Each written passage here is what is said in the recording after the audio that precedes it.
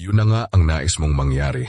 Pero baka after mo mapanood ang video na ito, di mo magustuhan ang resulta dahil talagang hahabulin ka ng babae na gusto mo at darating ka sa point na umay ang mararamdaman mo dahil i-apply mo ang pinakamalakas na reverse psychology na matututunan mo ngayon sa video na ito at ito ang reverse psychology sa babae ito na ata ang pinakamalupit na reverse psychology sa lahat. Pero bago ang lahat, shoutout sa lahat ng mga next generation real men sa comment section at sa community natin. PM lang kayo sa comment section pag free time ko replyan ko kayo. Ako nga pala si Zymer ang iyong master and let's get right into it. Ang reverse psychology ay isang makapangyarihang teknik na kapag ginamit ng tama, kayang baguhin ang dynamics ng kahit anong relasyon. Sa mundo ng pakikipagrelasyon, maraming lalaki ang nagkakamali sa paghabol ng sobra sa isang babae na nagreresulta sa pagkawala ng interes nito. Ngunit sa tamang paggamit ng reverse psychology, ang babae mismo ang mahuhulog sa patibong ng kanyang sariling emosyon at magiging desperadong makuha ang atensyon mo. Number 1, kailangang maunawaan na ang isip ng isang babae ay may likas na ugali ng pagnanasa sa isang bagay na tila hindi niya makuha agad. Kapag ipinakita mong madali kang makuha o laging available, nawawala ang hamon. Ang pagbuo ng misteryo at kawalan ng kasiguruhan ang nagpapalakas ng kanyang pagnanasa. Sa reverse psychology, ikaw ang magbibigay ng ilusyon na parang wala siyang ganoong impluensya sa iyo. Kahit na sa likod nito ay alam mong kontrolado mo ang sitwasyon. Isa sa pinakamahalagang prinsipyo ng reverse psychology ay ang pagpaparamdam na hindi mo siya kailangan. Ang taong hindi mukhang desperado ang siyang mas nagiging kakit-akit. Kapag hindi mo ipinapakita ang labis na interes, ang natural na reaksyon ng babae ay questionin ang sarili niya kung bakit hindi mo siya hinahabol gaya ng inaasahan niya. Ito ang naguudyok sa kanyang isipan na mas lalo kang isipin at mas lalong mahulog sa laro na ikaw mismo ang gumawa. Ang pag-iwas sa labis na pagpapakita ng emosyon ay isang mahalagang aspeto rin ng reverse psychology. Kapag ipinapakita mong hindi mo masyadong pinapansin ang kanyang galawan, nagkakaroon siya ng matinding pagnanais na kunin ang iyong atensyon. Ang babaeng sanay sa papuri at pagsamba ng ibang lalaki ay maguguluhan kapag hindi ka kumikilos ayon sa kanyang nakasanayan. Sa puntong ito, ikaw ang nagiging pambihira sa kanyang mata. At dahil dito, magsisimula siyang gumawa ng hakbang para makuha ang validation na hindi mo basta ibinibigay. Ang tamang timpla ng distansya at kontrol ay ang sikreto sa pagpapatakbo ng reverse psychology. Kapag hindi ka madaling mahuli, nagkakaroon ng mas malaking halaga ang presensya mo. Kapag ramdam niyang hindi ka madaling manipulahin, siya mismo ang magpapakita ng effort para mapansin mo. Sa ganitong paraan, hindi na ikaw ang humahabol, kundi siya na mismo ang gagawa ng paraan upang mapalapit sa iyo. Sa larong ito, mahalagang panatilihin ang mataas na kumpiyansa sa sarili. Ang isang lalaking hindi natitinag at may kumpiyansa ay natural na nakakaakit. Hindi kailangan ng matitinding salita o kilos upang ipakita ito. Ang pagiging hindi apektado, ang pagkakaroon ng sariling mundo, at yung pagiging hindi agad-agad bumibigay sa emosyon ay sapat na upang ang babae ay mahulog sa bitag ng sariling isipan. Ang reverse psychology ay hindi lamang tungkol sa pagpigil sa sarili na lumapit, kundi tungkol sa pagpaparamdam sa kanya na may puwang na kailangang punan. Kapag naramdaman niyang may kulang, siya mismo ang maghahanap ng paraan upang mapunan ito. Sa ganitong paraan, ikaw ang nagiging gantimpala at hindi ka basta isang option na maaaring itapon anumang oras. Isa pang mahalagang elemento ng reverse psychology ay ang kakayahang magpatuloy sa buhay na parang hindi siya mahalaga sa iyo. Kapag nakita niyang hindi mo siya ginagawang sentro ng mundo mo, unti-unti siyang kakainin ng kuryosidad. Bakit parang hindi ka apektado? Bakit hindi mo siya hinahabol? Ang mga tanong na ito ang magtutulak sa kanya upang hanapin ang kasagutan at bago niya pa mapansin, siya na ang gumagawa ng paraan upang mapansin mo siya. Dapat ding tandaan na ang reverse psychology ay hindi nangangahulugan ng pagiging malamig o bastos. Ang pagiging kalmado, kontrolado, ang tila hindi natitinag ay sapat na upang iparamdam sa kanya na hindi siya ang may hawak ng sitwasyon. Sa ganitong paraan, ang dating dominante sa relasyon ay nagiging mas maingat sa kilos at desisyon niya dahil alam niyang hindi katulad ng iba na madaling magpatalo sa emosyon. Sa huli, ang pinakamalupit na reverse psychology ay hindi nakikita bilang laro kundi isang diskarte upang baguhin ang dynamics ng relasyon. Sa tamang paggamit nito, hindi mo kailangang habulin ang isang babae dahil siya na mismo ang maghahabol sa iyo.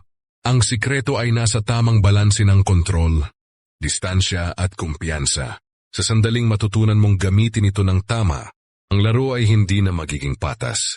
Ikaw na mismo ang may hawak ng alas. Kapag na-master mo ang reverse psychology, ang resulta ay isang relasyon kung saan hindi ka na kailangang magmakaawa para sa atensyon. Sa halip, ang babae mismo ang magkukusa, magpapakita ng effort at maghahangad ng presensya mo. Sa ganitong paraan, hindi lang siya ang nakulong sa sarili niyang emosyon, kundi ikaw ang nagtatakda kung paano dapat umikot ang dynamics ng inyong ugnayan. Pero paano nga ba ito gagana ng 100%? Ito ang advice na maibibigay ko sa iyo. Ang kailangan mong gawin ay matutunan ang tinatawag na karisma sa isang lalaki dahil kahit anong uri pa ng reverse psychology, ang gawin mo kung wala kang karisma, wala din para ka lang basurang gumagamit ng reverse psychology, kuno di ka naman talaga charismatic. Pero syempre yan ang bonus ko sa video na ito dahil talagang ituturo ko na din sa iyo ang bonus kung papaano maging charismatic na lalaki. Teknik upang maging charismatic na lalaki. Ang karisma ay isang pambihirang katangian na hindi lang likas kundi maaaring linangin. Ang isang lalaking may karisma ay kayang makuha ang respeto, paghanga at atensyon ng mga tao nang hindi kinakailangang magpilit.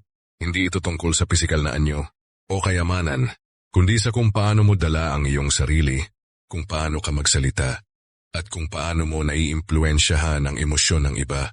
Narito ang mga teknik upang maging isang tunay na karismatic na lalaki. Una, ang kumpiyansa ay pundasyon ng karisma. Ang isang taong may kumpiyansa ay hindi kinakailangang magyabang o magpakita ng sobrang tapang. Ang tunay na kumpiyansa ay nakikita sa tahimik na pananalig sa sarili, sa kilos na walang pag-aalinlangan, at sa kakayahang ipahayag ang sarili nang hindi natitinag ng opinyon ng iba.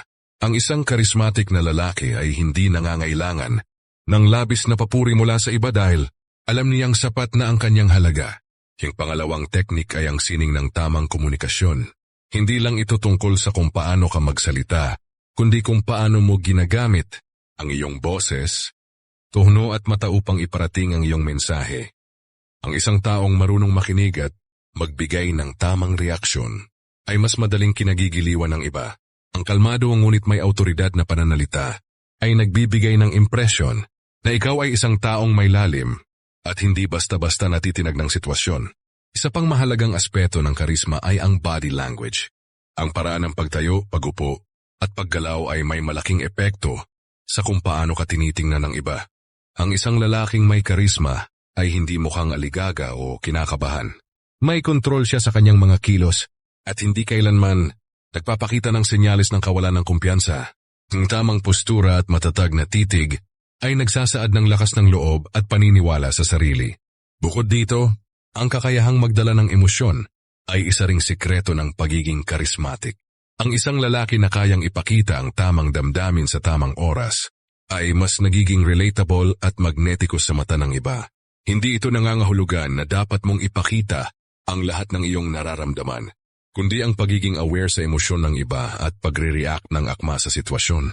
Ang charismatic na lalaki ay hindi overacting, hindi rin siya nagpapakitang gilas, ngunit dama ng iba ang kanyang presensya dahil sa kanyang natural na paraan ng pakikitungo. Isang hindi matatawarang teknik din ay ang pagiging hindi madaling maapektuhan. Ang isang taong hindi madaling matrigger ng opinyon ng iba ay mas nagkakaroon ng respeto. Yung pagpapanatili ng kalmado at hindi pagiging reaksyonaryo ay nagpapakita ng mataas na antas ng emotional intelligence, isang mahalagang aspeto ng tunay na karisma. Ang isang lalaki na may ganitong katangian ay may aura ng autoridad at tiwala sa sarili na kusang hinahangaan ng iba. Higit sa lahat, yung pagiging totoo sa sarili ang pinakamakapangyarihang teknik upang maging karismatic. Ang peking karisma ay madaling mabasag, ngunit ang tunay na personalidad na may lalim, prinsipyo at paninindigan ay pangmatagalan. Ang isang lalaki na may tunay na paniniwala sa kanyang sariling halaga ay hindi kailangang magpanggap. Ang mga taong may mataas na antas ng karisma ay hindi nagpapakita ng labis na pagsisikap upang magustuhan ng iba. Sa halip sila ang nagiging sentro ng atensyon dahil sa kanilang natural na presensya. Sa kabuuan, anong pagiging isang karismatik na lalaki ay hindi isang bagay na ipinanganak ka na kasama, kundi isang kakayahan na maaaring paghusayan sa pamamagitan ng kumpiyansa, tamang komunikasyon, maayos na body language, kontrol sa emosyon, at pagiging totoo sa sarili. Maaari mong mapalakas ang iyong karisma at maging isang taong hinahangaan, iginagalang at pinakikinggan ng iba. Ang pagsasanib ng karisma at reverse psychology. Ang pagsasama ng karisma at reverse psychology ay isang makapangyarihang kombinasyon sa pagbuo ng isang lalaking may matibay na personalidad at mataas na impluensya. Ang isang karismatik na lalaki ay hindi lang simpleng kaakit-akit, siya rin ay may kakayahang baguhin ang dynamics ng anumang relasyon gamit ang reverse psychology. Ang resulta, isang lalaking hindi lamang hinahangaan kundi hinahabol ng iba. Sa paggamit ng karisma, isang lalaki ay nagkakaroon ng natural na presensya na nagbibigay sa kanya ng respeto at paghanga. Ang kanyang tiwala sa sarili, tamang komunikasyon, at kontrol sa emosyon ay nagiging pundasyon ng kanyang autoridad. Kapag ito ay pinagsama sa tamang paggamit ng reverse psychology, hindi niya kailangang habulin ang atensyon ng sinuman dahil ang iba na mismo ang maghahanap ng kanyang presensya. Sa reverse psychology, isang babae ay nagkakaroon ng impresyon na hindi ka madaling mahuli, kaya siya mismo ang gagawa ng paraan upang mapansin mo. Ang tunay na sikreto sa kombinasyon ng dalawang teknik na ito ay ang balanseng paghawak sa sarili. Ang isang lalaki na may mataas na karisma ngunit hindi marunong gumamit ng reverse psychology ay maaaring maging kakit-akit ngunit madaling mahulog sa bitag ng ibang tao. Sa kabilang banda, ang isang lalaking marunong sa reverse psychology ngunit kulang sa karisma ay maaaring magmukhang manipulatibo at walang tunay na koneksyon sa iba. Ang pagsasanib ng dalawang ito, ang susi upang maging isang lalaking may mataas na halaga sa mata ng iba. Ang pinaka-epektibong paraan upang maipakita ang kombinasyong ito ay sa pamamagitan ng kontrol sa emosyon. Ang isang lalaking may karisma ay hindi nagmamadaling magbigay ng emosyonal na reaksyon. Alam niyang may halaga siya, kaya hindi siya nagiging desperado sa kahit anong relasyon. Dito pumapasok ang reverse psychology, ang pagpaparamdam na hindi mo kailangan ng atensyon o pag-aalaga ng iba upang mapanatili ang iyong halaga. Ito ang lumilikha ng misteryo at nagiging dahilan upang mas lalo kang habulin. Sa huli, ang pagsasanib ng karisma at reverse psychology ay nagbubunga ng isang lalaking hindi lamang hinahangaan kundi sinusundan. Ang kanyang kumpiyansa, presensya, at kakayahang maglaro sa isipan ng iba ay naglalagay sa kanya sa isang posisyon kung saan hindi siya kailangang maghabol dahil siya na mismo ang hinahabol. Sa ganitong paraan, hindi lamang siya nagiging isang magnet ng atensyon, kundi isang lalaking may tunay na kontrol sa kanyang buhay at relasyon. Bakit effective ang psychology? Sa pag-impluensya ng iba, sa mundong puno ng social interactions, relationships at power dynamics, ang psychology ay isa sa pinakamalupit na tools na pwedeng gamitin ng isang tao para maimpluwensyahan ang iba. Hindi ito tungkol sa pangmamanipula o panloloko, kundi tungkol sa mas malalim na pag-uunawa sa kung paano gumagana ang isip ng tao. Sa tamang paggamit ng psychological principles, pwede mong mapalakas ang iyong karisma, mapanatili ang respeto ng iba, at maging isang taong hinahangaan sa kahit anong aspeto ng buhay. Unang aspeto, paano gumagana ang isip ng tao? Bago mo magamit ang psychology para maimpluwensyahan ang iba, dapat mong maintindihan kung paano gumagana ang utak nila. Ang utak ng tao ay may automatic responses depende sa sitwasyon. Halimbawa, may tinatawag na reciprocity principle, kung saan ang isang tao ay mas malamang na magbigay pabalik kung binigyan mo siya ng kahit ano, paggalang, atensyon, o emotional na investment.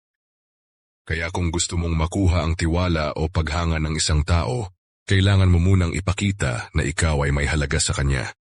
Bukod dito, may tinatawag na scarcity effect, kung saan mas nagiging valuable ang isang bagay kapag bihira ito o mahirap makuha. Ito ang dahilan kung bakit mas naa-attract ang mga tao sa isang bagay na hindi agad-agad available. Kaya sa social interactions, mas epektibo kung hindi ka laging present at hindi ka madaling maabot. Isa ito sa pinaka-powerful na psychological techniques na magagamit mo sa kahit anong relasyon. Pangalawang aspeto, Paggamit ng emosyon sa psychology. Isa sa pinakamalakas na aspeto ng psychology ay ang kakayahang mag-trigger ng emosyon sa iba. Ang mga tao ay hindi gumagawa ng desisyon base lang sa logic. Madalas, emotion ang nagiging driver ng kanilang mga aksyon. Kaya kung gusto mong maimpluwensyahan ng isang tao, dapat alam mo kung paano gamitin ang emosyon sa tamang paraan. Ang isang simpleng technique dito ay ang emotional mirroring.